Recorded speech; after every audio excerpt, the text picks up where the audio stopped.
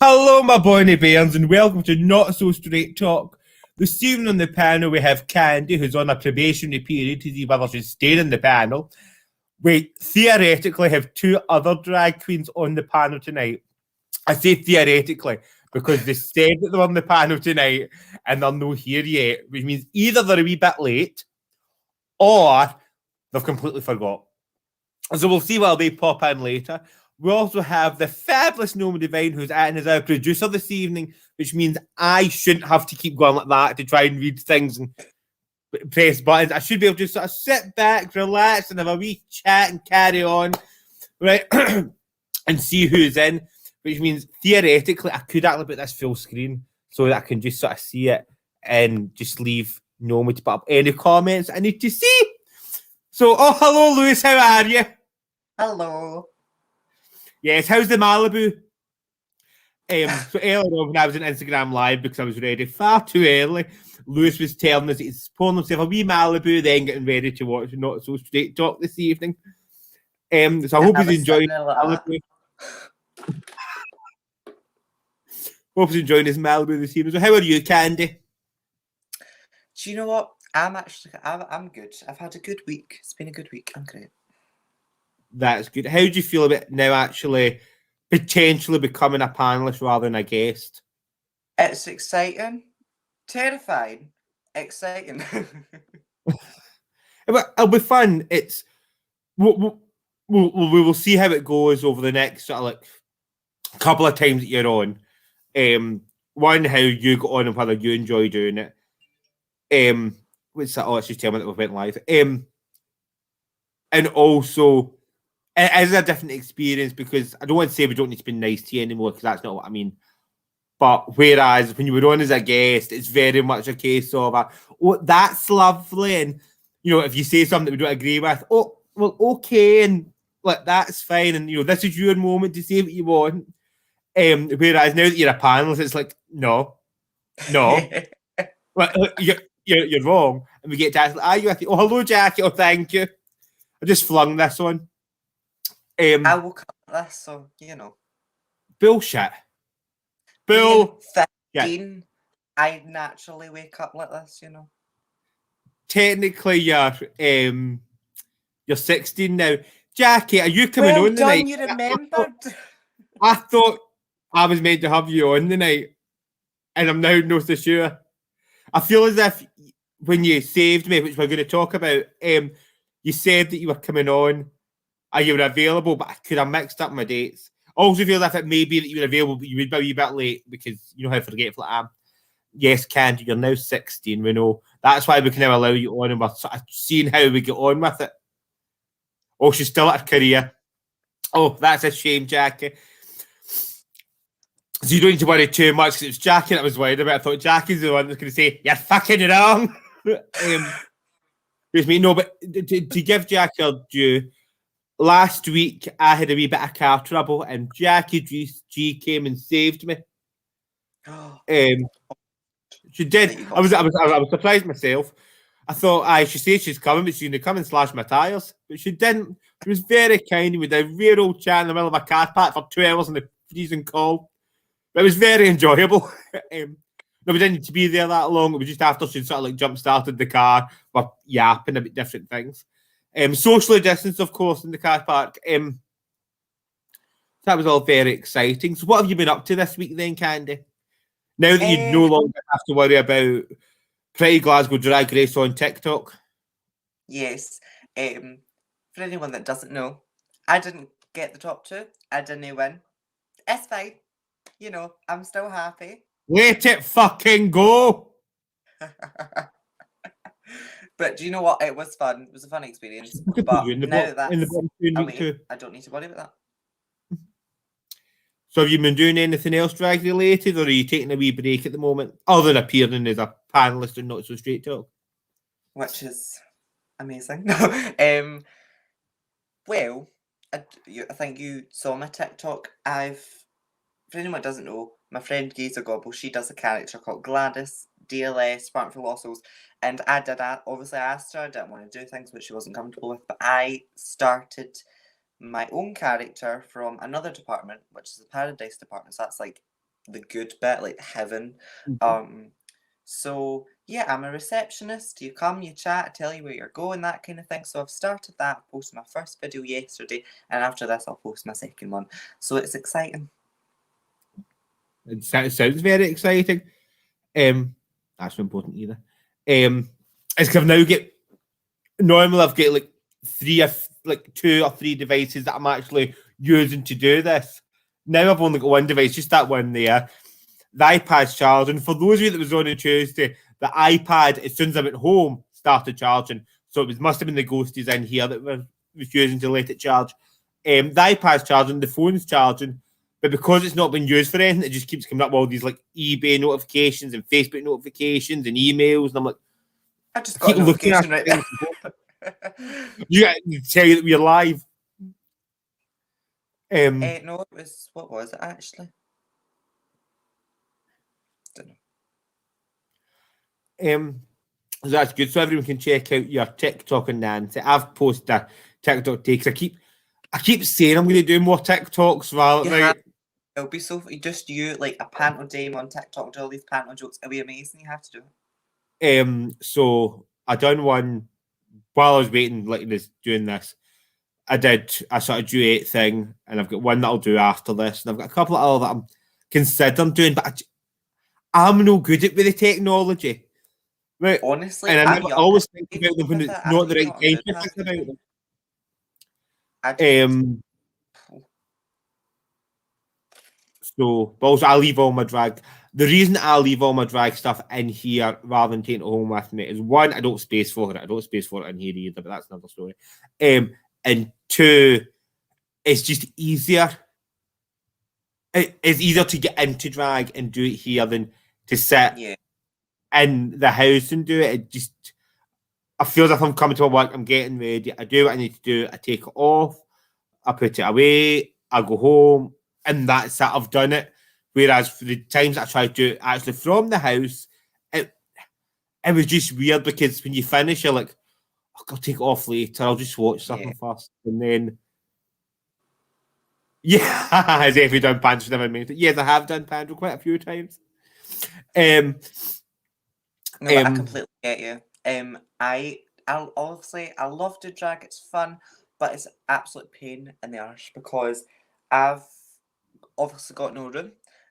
Just this room I'm in, and we do have a spare room, but I've asked numerous times if I could use it. It's a no. So I've got like this big drawer under my bed, all my wigs, clothes go into, and I've got a big cabinet thing where all my makeup goes in, and see literally pulling it all out and being like, okay, it's time to get ready. I'd rather be like you and have a place where I can just go, hello. Like, it's a pain, but hell. Thanks, Jackie, you've jinxed it.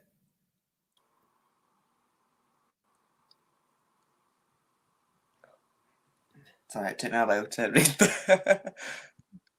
Now, remember, if you do want to support the panelists, or you want to support local drag and all that, help me be able to afford these fabulous earrings from Bling Bling Bling UK, or to get new hair, or new outfits, or the money I'm going to have to spend in Jack and the Beanstalk on certain costumes, not just for me, for other people.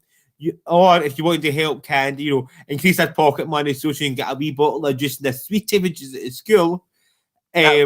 Honestly, that would be, I love a wee bottle of juice and a wee quavers on my way to school, so that'd be great, thanks. You can send tips to paypal.me/the Vesta Girls. Tipping is not compulsory, but it is mandatory. Just if you can afford it, we're managing fine without it. I'm in the cornflakes, we're sorted. I've got people.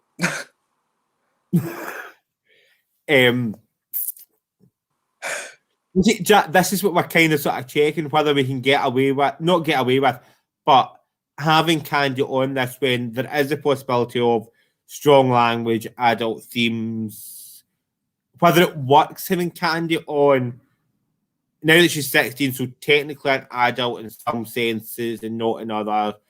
Like, we obviously can't come on and promote our OnlyFans while Candy's on, that's not appropriate, but how it does sort of work that way and what the reaction is. I don't know how the rules work, but I suppose the way I would see it is like it would be okay only with like, you know, sexual things or anything like that would be a bit, but anything else I wouldn't see as a problem. Technically, because you're 16 and now you're technically working, you can work at 16 and you can do all that stuff at 16. The issues come when, if it does happen, the plan that at some point, not every week, but potentially we're going to do this live at some point. And when I say live, I mean as much as there'll be the online ones once a week that we do that, potentially for something like Merton City Festival, Comedy Festival, The Fringe, or something like that, I would like to see us do one with an audience. Kind of like, you know, like Trixie and Katia do that thing at Drag World where they have like a panel and they talk and whatever. I don't know. See something like that. No, that's what I thought you were on the night, Jack, and that's why I said to Candy, "Can you come on this week?" Was because I wanted to see how this worked, because we no longer need to. Because she's a panelist, not a guest, we can disagree on sort of things, and just to make sure that it was going to work and everyone was happy with the situation. Like, did any of us feel a wee bit awkward because Candy's so young, felt that we couldn't say things that we would say, or vice versa? Did Candy feel weird with some of the things that have been said? And so I'll trying that out for a wee while. The unfortunate thing about it is that I generally could not care what you say. It's just the real bit is annoying. But personally, I don't think there's any sort of, because we're not doing anything that falls under, like, I don't want to say loose swimming. Basically, what we're doing is loose swimming with drag queens, or something along that idea of sort of loose swimming, The View, and all that with drag queens. There shouldn't be anything that causes any major issues with sort of stuff like that. We don't. Well, there may be a time when a topic comes up where we sort of go, actually, we can't have Candy talking about that topic. And the idea is that at the moment there's 9 panelists and there should be 3 to 5 of us on each week. The plan is, and you're the sort of like the first one to get the probation, is over the next couple of months we should have 20 panelists. So there's sort of 3 to 5 on us on each week. So that's what we're sort of looking at the moment. We do have 2 current event topics to discuss that are advertised, which include COVID passports and the proposal that the unproven verdict gets taken out of Scots law. which I still don't get, but it's fine. We'll talk about that. However, other current events that aren't advertised, we spoke about, that possibly need mentioned, is obviously, and I'm mentioning them just now so that they don't get mentioned later on, and there's no. Yeah, there was a topic that I was gonna suggest, but I didn't know if that was a sort of. What were you gonna suggest? The sort of, you know, that thing that's going on TikTok. A lot of people are talking about Prince Philip passing away, and a lot of hate is going towards it, and all that kind of thing. Well, okay, no, that's what I'm trying to avoid. Yeah, I thought that's why I was like. Really I am not an anyway. Obviously, it has been mentioned in terms of a current event that Prince Philip, the Duke of Edinburgh, the Queen's Consort, has passed away, which means technically for the next 8 days we're in a period of national mourning. Doesn't really affect us the way that it affects television broadcasters. No matter what your feelings are towards the royal family, it was still a grandfather, father, great grandfather, husband, and cousin to the point Queen. I kind of wanted to make. That was the thing. So you don't need to be happy about it. He's passed away. I don't think there's any to make too many sort of jokes and comments about it. There is obviously comments that have been made and I've sort of like kind of made, but we shouldn't be sitting on here with anyone.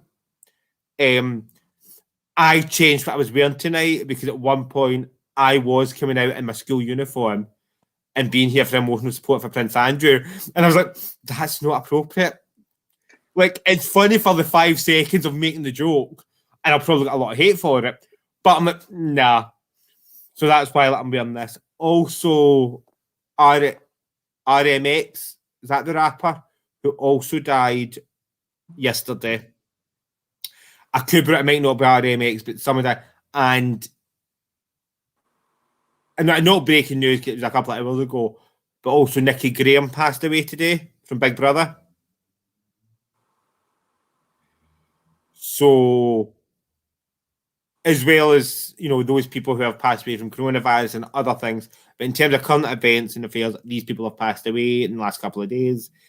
The last DMX, sorry, the last comment on that I'm going to comment, and it's not a joke, it is kind of a joke, but just in terms of Prince Philip dying, and if you're into conspiracy theories and you think that Diana had something to do with it, in terms of you're into sort of like spiritual things that had something to do with it, Prince Philip passed away on the wedding anniversary of Charles and Camilla. So, take from that what you wish.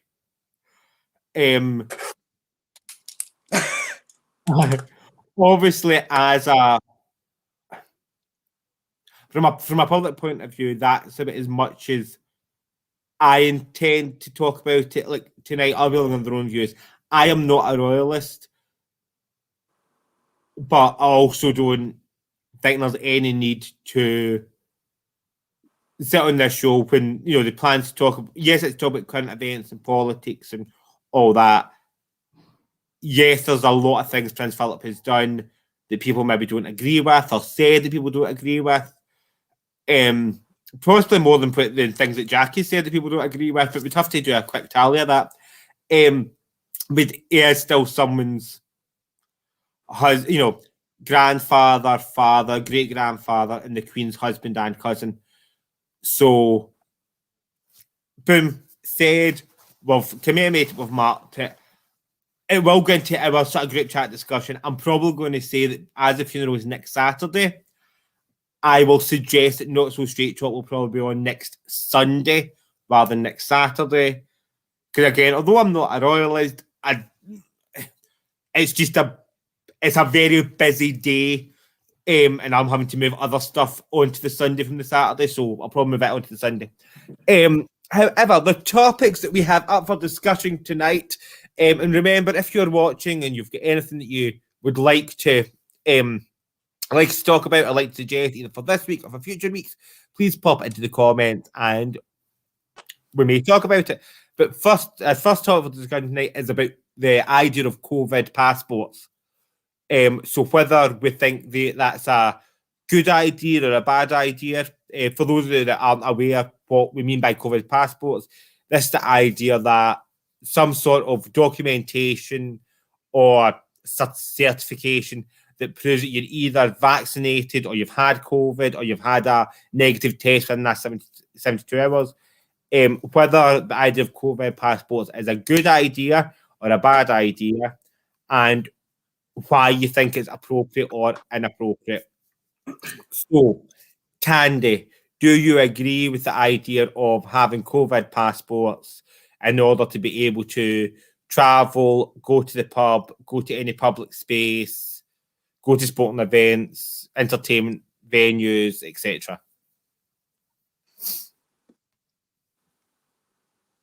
Yes and no. Okay.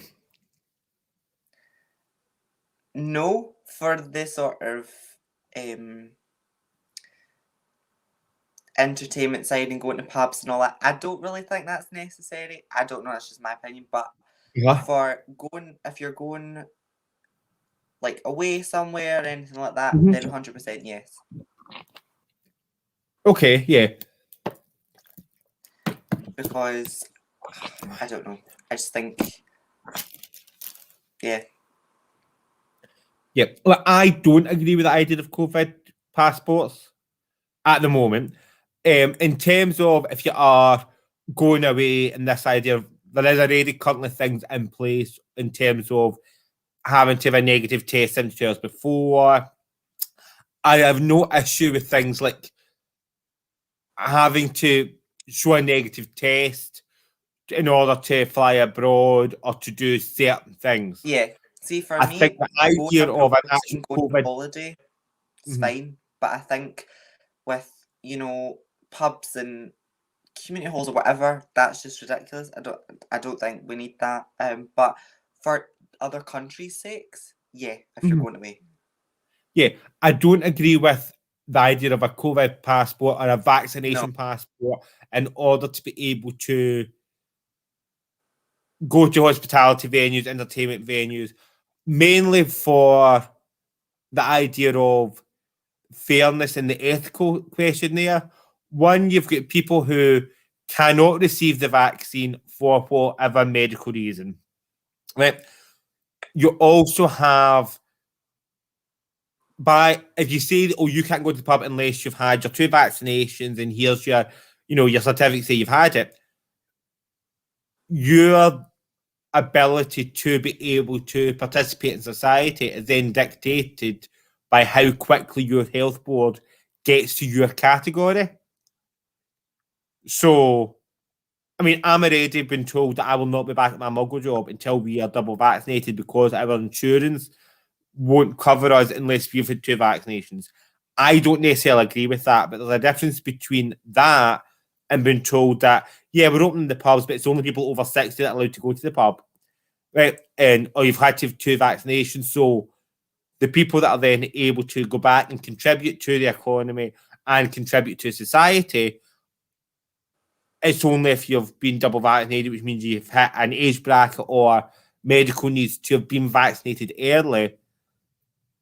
It To me, it's just not fair or ethical to put that in, and it will lead to people having fraudulent COVID passports in order to sort of do things, or you can't come in here because you've not 2 vaccinations, but you've chosen not to be vaccinated because you are healthy, and for whatever reason you've chosen not to be vaccinated, or you can't be vaccinated because you've got an underlying health condition, so the vaccine's not approved for you.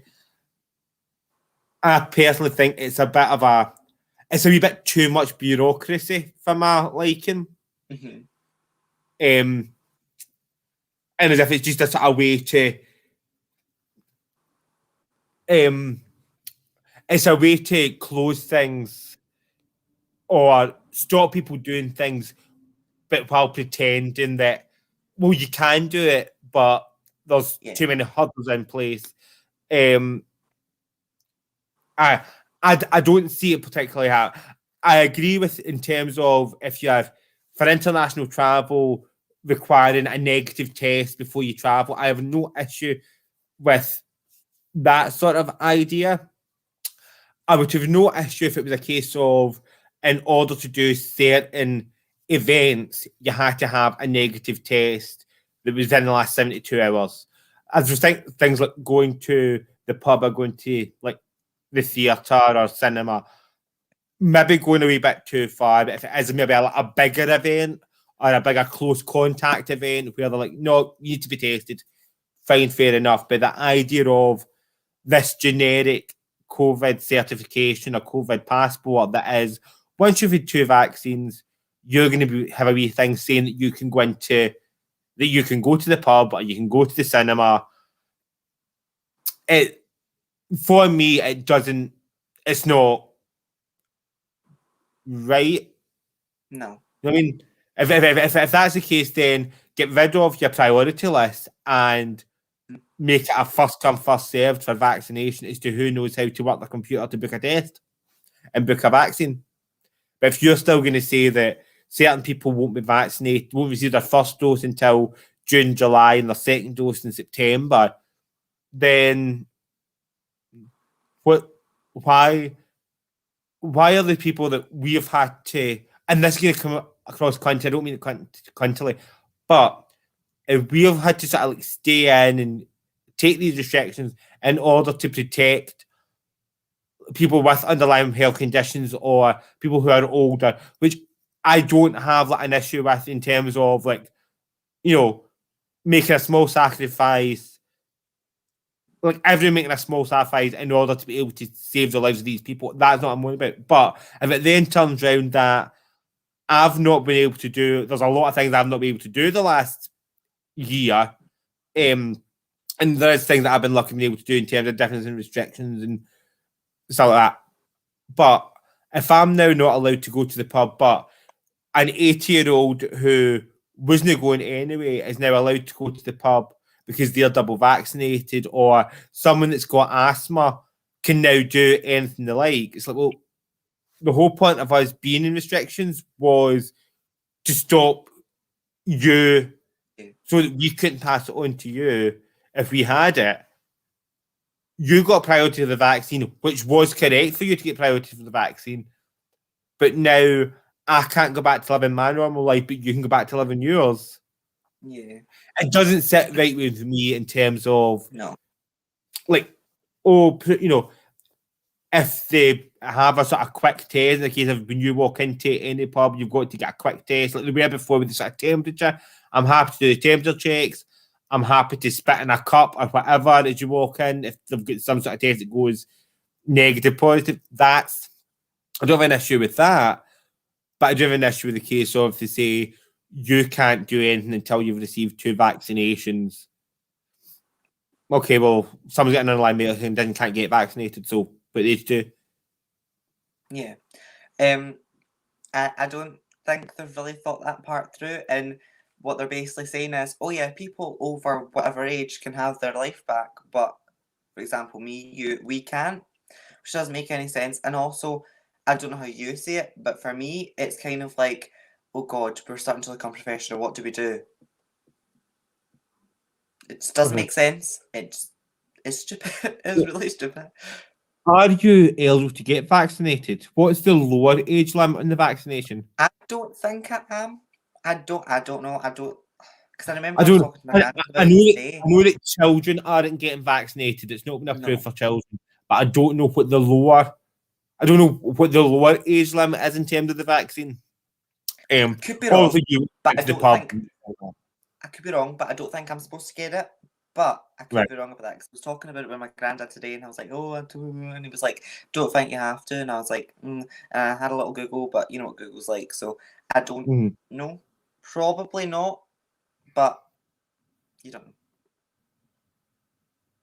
Yeah, because you're back. Are you still at school at 16, or have you now?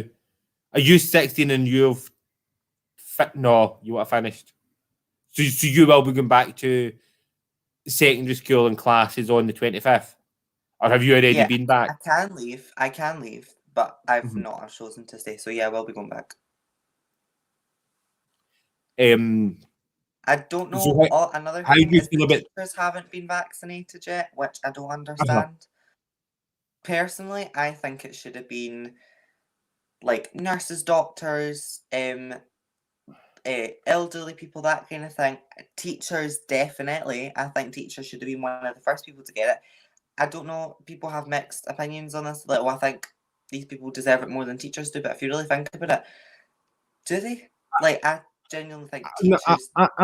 I'm not necessarily including. I would include teachers, but I did find it strange that whilst we're vaccinating like the over 70s, over 60s, over 50s, NHS staff weren't necessarily eligible until it hit their age bracket. Which was weird because obviously the quickest way of doing it is the people that are going to be dealing with COVID patients receiving it. And there's Emma saying that people with underlying health conditions are now being removed from priority list, which is like possible as well. Like, yes, when it's your time to get a vaccine, go get the vaccine. And this has come from someone who is going to struggle getting the vaccine because I don't do fucking needles. But get the vaccine and all that. But if they are going to start with this whole, you can't do anything unless you've been vaccinated, no. At the moment, as far as we're in Scotland, the plan is for it to be potentially discussed in the future. No. But at the moment, because we're in the election period, no decisions can really be made. Another topic which is causing discussion in the election period within Scotland. I think this is unique to Scotland anyway, but as the next topic that we'll be discussing, which is within Scots law, there's 3 verdicts that you can have. So it's either guilty, not guilty, or not proven. And there is currently a campaign by certain people to remove the not proven verdict from Scots law, which basically means not proven is the same. It's the same end result as not guilty, but it's more a case of not proven basically says that neither side has actually proved their case enough for us to be able to decide whether guilty or not guilty. So in terms of going forward, it gets marked as not proven. It's the same as being found not guilty in terms of how your life is after that. So do you think we should still have the not proven verdict, or do you think it should be abolished to bring us in line with the other parts of the UK and many other countries in the world which have 2 options, guilty and not guilty? And again, as always, we want to hear the thoughts of the viewers as well, whether you think we should keep the not proven verdict within Scots law. So what do you think, Candy? Gonna be completely honest, I was so confused. See, when you sent me that topic, I was so confused. Gonna be honest, yeah. Right, okay. So basically, Sorry. at the moment within Scots law, if you are charged with a crime and you go to court, there's 3 verdicts that a jury can decide. Mhm. Guilty, which means they say that you've done it. Not guilty, which means they say you've not done it. And not proven, which basically means they don't know whether you've done it or not because the case hasn't been proven either way. Okay. It's basic. The end result is the same as being found not guilty. The difference is in terms of between not proven and not guilty is not guilty means that your defense have convinced the jury that you are innocent. Not proven means that the prosecution have failed to do their job. Right, okay. Is my understanding of the difference between it. So not proven is the jury can, without any reasonable doubt, say that you have done it, and without any reasonable doubt say that you are innocent. It's basically, So you just I get see it let as a go. jury's get a jail free card. I But was I gonna could say, so be you just get wrong there. let go. Yeah. Not proven is the same as innocent. So, but does But that mean the case is completely dropped, or is the case Mhm. still going, but you're No, not proven as innocent or it's guilty? no, you're not it's not proven. So the case is complete, but the verdict is not proven or not proven. So it basically it protects people from the reason why I say it's like a jury's get out of jail free card is because it stops juries from going, well, I think they've done it, so they're guilty. Without any sort of evidence. It puts the focus on the evidence. So if the case hasn't actually been proven, the jury can go, well, we don't know because you haven't actually proved that they've done it. You've told me they've done it. They've said they've not done it, but neither always have actually proved whether they've done it or not. So not prove, right? But it's the same outcome for the accused as being found not guilty, because that's it. The case is complete. You move on with your life, and there is no restriction to your life. So if you're accused of a sexual-based offence and the verdict's not proven, you go and live in your life. Whereas if you're guilty, you'll have like jail time or have to go on the registry. And it's not proven is the same as it's the same end outcome as innocent. It's just that the jury hasn't said. The jury's not said no. They've not done their It's job. fabrication. It's innocent. Right? Not proven basically means that the prosecution and or the defence, but mainly prosecution, haven't done their job right in proving the case. Right. So There is a campaign to move it from Scottish law. So do you think it should still be part of Scottish law, or do you think it should be removed? Should be removed. Why? It just sounds pathetic. Like it's just, I don't know, it just doesn't sound right. It sounds pathetic. It sounds like it's kind of like a slap in the face to like. See, I don't think it should be removed. Really? Right. The reason I don't think it's removed is if the good thing, in my opinion, about having the fact that there is that not proven thing is, see if you just get guilty or not guilty. And I suppose if you're not guilty and you get proven as guilty, what you end up kind with of like is falsely accused people going to prison because someone in that jury goes, I don't let just get green eyes, and you know that people with green eyes are always thieves, right? Because that's sort of like pre-held notion, which then leads to, although the case hasn't been proven, people going with guilty because, like, to get. I know that was a very extreme example, but sort of like to get out of there. So if there is a sort of split jury, they then end up just sort of going with a. I thought it was only. I know it was unique to Scots law in terms of the UK. I wasn't sure it was anything else. I think it should be kept because it protects falsely accused people rather than. Yeah, I was gonna say that. If the Crown Prosecution Service or the Procurator Fiscal or whatever cannot prove that you are guilty, then you shouldn't be convicted. Just right, if they're not able to prove that you are guilty, you shouldn't be called guilty. By removing not proven, you're basically putting it into a case of saying it doesn't give you that sort of fallback. When you put it like that, people are more likely to, if they've got to choose innocent or guilty, human beings are more likely, if they've got any doubt, as much as they're told that they've got to choose guilty without any reasonable doubt, are more likely to say guilty, especially if it's a horrific crime, because they don't want to be the one to say the person's innocent and be wrong. Whereas if they're guilty, then it's fine because there's an appeals process. Right, the death penalty's away, there's an appeals process, that's fine.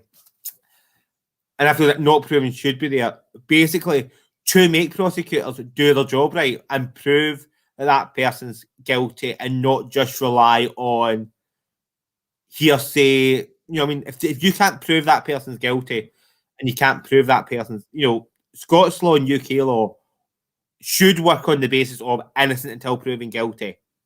Right? So the only way there should be a guilty verdict is if it's been proven. If you can't prove that they're guilty, they shouldn't be getting called guilty. If you take away not proven, then personal feelings are going to put someone guilty.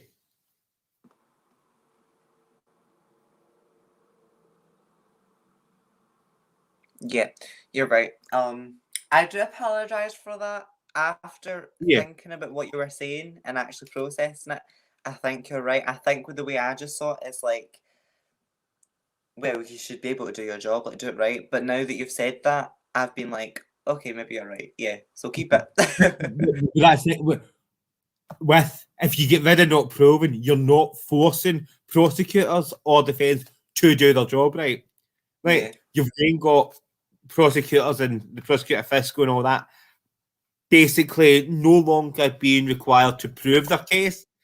just convince a jury. So whereas having that within Scots law means that to be convicted, the court has to prove that you are guilty.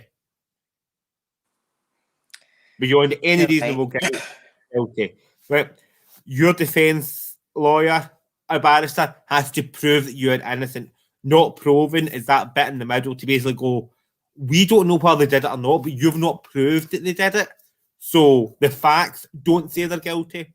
Yes, we might believe they're guilty, but a lot of our belief that they're guilty is because they've got green eyes, they've got blue eyes, there's some shift, or they look like my ex-husband and he was an arsehole, so he might, like, stuff like that, not proven, in my opinion, gives you more of that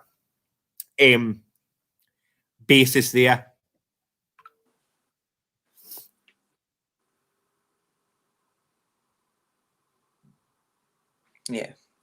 Yeah, like I said, now like listen to kind of your view on it and kind of you saying, well, we actually do need this. Like I was thinking about it, and yeah, you're right.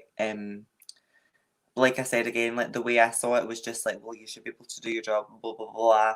But now that you've obviously said that, I'm like, yeah, it should stay. I mean, as a whole sort of campaign, then I understand that the people that are campaigning for it will have their reasons as well. Like I said, there will be people like me that are saying, well, they should do their job right, all like that. But now, like, hearing your point of view on it and saying, well, listen, these are the reasons. I'm not just saying it. These are the reasons. I get you. Yeah, like, I don't see any of the parties nailing it to their manifesto. I think most of them will do a sort of to review the not proven verdict in the next parliament. I do want to know when the manifestos are due to be published in terms of what they are sort of saying and not saying, which is something that will be spoke about on here on relevant manifesto promises, whether we agree or disagree, but not in such a way that we're telling people how to vote. But that'll just be the responsibility of whoever's moderating that week to make sure that at no point someone's it shouldn't have a past political broadcast. But I don't know when the manifesto is coming out to look at that. Is there anything else that you would like to discuss for the next 15 minutes or talk about? Because we've got 15 minutes left, so any other sort of current event topics or topics in general that you would like to talk about, or is there any, like, to the controllers above, is there any comments or questions that have came in that people would like us to talk about?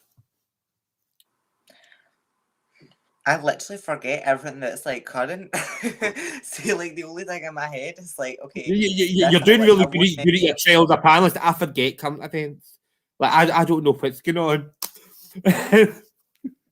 No, I don't mean. You're really showing that there's so much going on. Here, Candy. Because there's so much going on, you forget a lot. So you're just like, oh, this is in. Oh, what's that? Oh no, he's died. This is that. Oh, COVID, global passports. Like, it's a lot. So it's like, yeah, you know,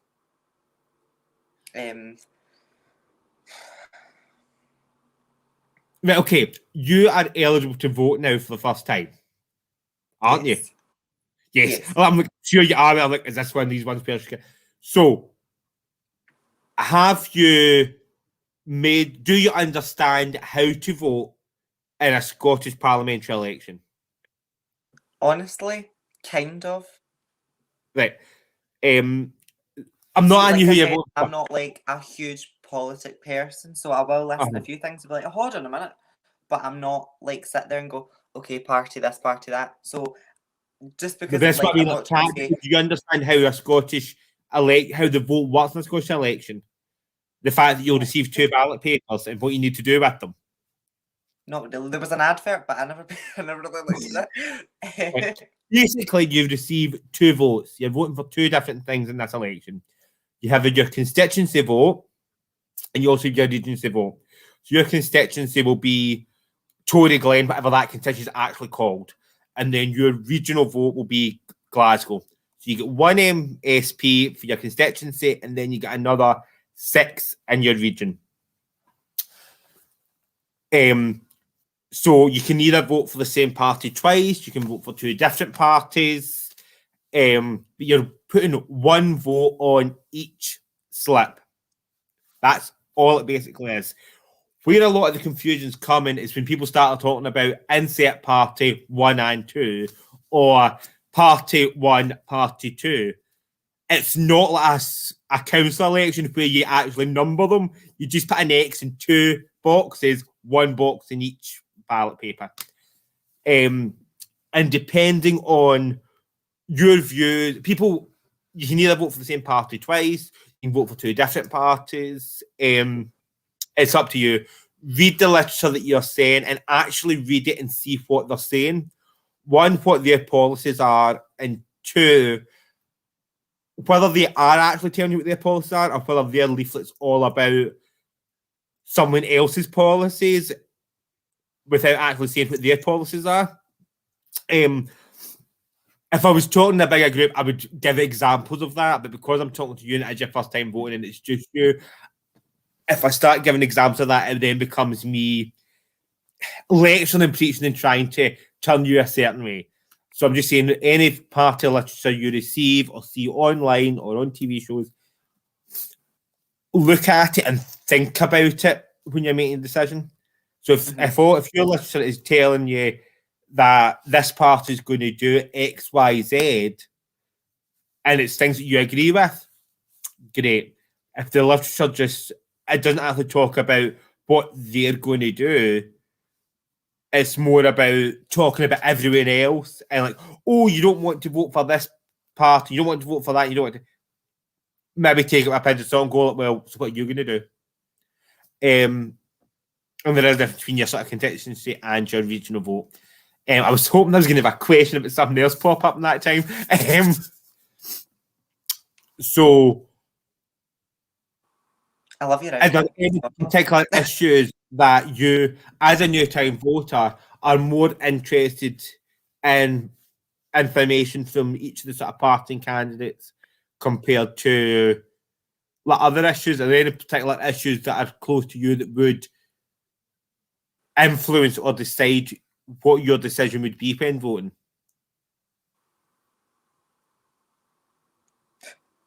No, if there's no, it's just, it's things like, whether you're looking for people with strong environmental policies, whether you are pro or anti-independence, whether you're looking for someone that's got strong animal rights or a strong plan for know what they're talking about and aren't just like, oh, look at me. People that know what they're talking about and have a reason to talk about it, if you know what I mean. Okay. If that makes any sense. It does make sense. And obviously, it should be right. All of them will know what they're talking about, but if you know what I mean. No, they won't. No, they won't. And understanding everything that they say. I heard what you just said. What? No. What I mean by that is, and with any party and any candidate, there will be an awful lot of party lines, and because there is a broad range of issues, you need to have a candidate that you're voting for, in my opinion, should be someone that you believe in and trust as much as you can trust a politician. Right? And understands what they're talking about to an extent in terms of if someone is not an environmental scientist, right, they may not completely understand what they're talking about compared to someone else on the candidate, the environmental scientist, but they need to understand what they're saying and what they're signing up for on the information that is available. So that is, if they do support wind farms, they need to understand why their party's policy is wind farms. And know what they're talking about in that regard, but most politicians don't know what the hell they're talking about. There's some are worse than others. There's a lot of people, in my experience, who are professional politicians. They don't have any interest in being politicians in terms of being community advocates. they've basically spent years training and leading to having this job as a MP, and all they're interested in is becoming an MP, an MSP, or whatever. That's what I'm talking about. I would not appreciate someone that's like that. There is.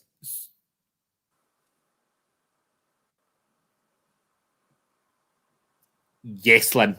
This is why I want the manifestos, because I literally see it's worked to the other panel as well, but I literally want to do an episode of this where it's literally looking at the major parties or all the parties and what is their stance on trans issues, what is their LGBT stance, what is their overall Scotland plan. They're the main ones that we would sort of talk about because of not so straight talk, and that's what the whole point of the LGBT issues. And probably other things that are relevant. But yet look at what their policies are on things that matter to you. Mainly. I was saying something before that come up, and I don't know why that come up just because it come through. I thought that was James me telling me, shut up, I'm putting a comment up. Because I've lost my train of thought now. Like, oh, that's what it was. Yes, there's candidates that will be in my balance payment for constituency, and then they end up on the list. That one of the candidates in particular, I won't say their name and I won't say what party it is, but has literally been the candidate for that party for about the last 4 or 5 elections. And at the last 4 or 5 elections, any time they've sort of spoke, whether that be council, Scottish Parliament, or Westminster, has shown themselves to be a waste of fucking time and space. And is literally, as much as their whole campaign is about, look at me, I'm a local mother and all this, has no fucking idea what they're doing. Right? Is literally just there. See that one, the fact that they've been the candidate for every election, whether it's been Holyrood, Westminster, Council, whatever, I wouldn't have an issue with it. It's the fact that it's always them that's showing the candidate. So it's literally someone that just wants to be a politician. Waste of space. I've spoke to them once, which was in 2014, and I'm still waiting a reply to my question. They then were up against a candidate that I was working for and was doing all these things like, I will debate anytime, any place, but they're running scared. And the candidate had already 3 times went, no, I'm not. When do you want to do it? Has suggested times, and they were blanking all the messages. It's like, well, so be careful for people like that, who are in it just for. I don't even know where you would come under for Tory Glen.